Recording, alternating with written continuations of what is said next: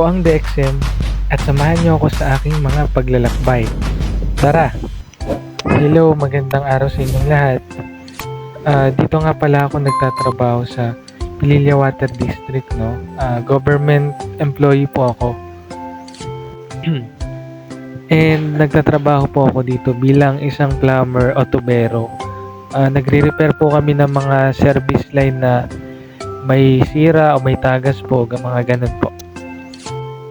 Minsan po bilang isang tubero, hindi talaga namin na iiwasan na hindi mabasa dahil may mga pagkakataon na sobrang lakas ng tubig and hindi namin ito mapigilan.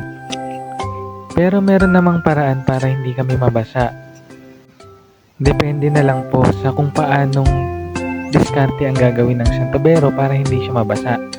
Pero sa nakikita nyo ngayon, umuulan, syempre hindi namin kayang pigilan ng ulan, no? Mababasa at mababasa pa rin kami.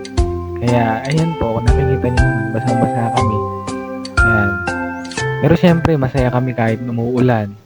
Ayan, experience din kasi. Yun nga, sa mga nagtatrabaho dyan na katulad ko, isang tubero, no?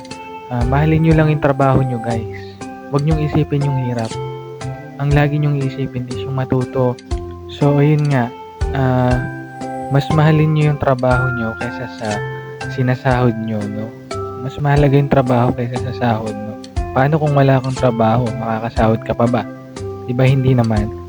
No? So, ayun lang yung mapapayo ko sa mga kapwa ko trabahador na lagi nyong bigyan ng kahalagahan yung trabaho nyo, mahalin nyo. Huwag nyong iisipin yung sinasabi ng mga ibang tao.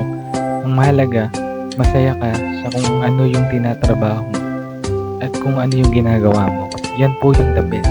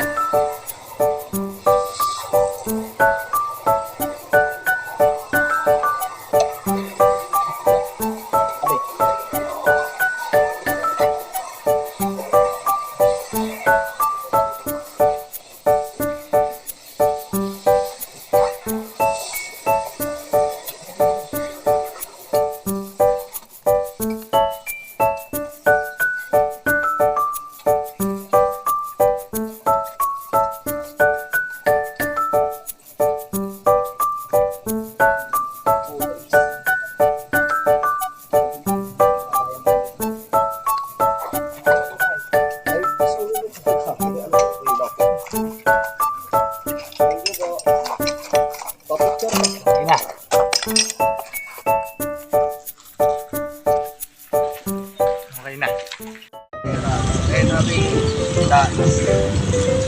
Ayun guys, tapos na kami sa tinrabaho namin. So, kahit umuulan, siyempre kailangan magtrabaho. Ayan, kami nasa Water District. Ayan, di porket umuulan hindi na kami magtatrabaho. Ayan, may susunod pa kami gagawin.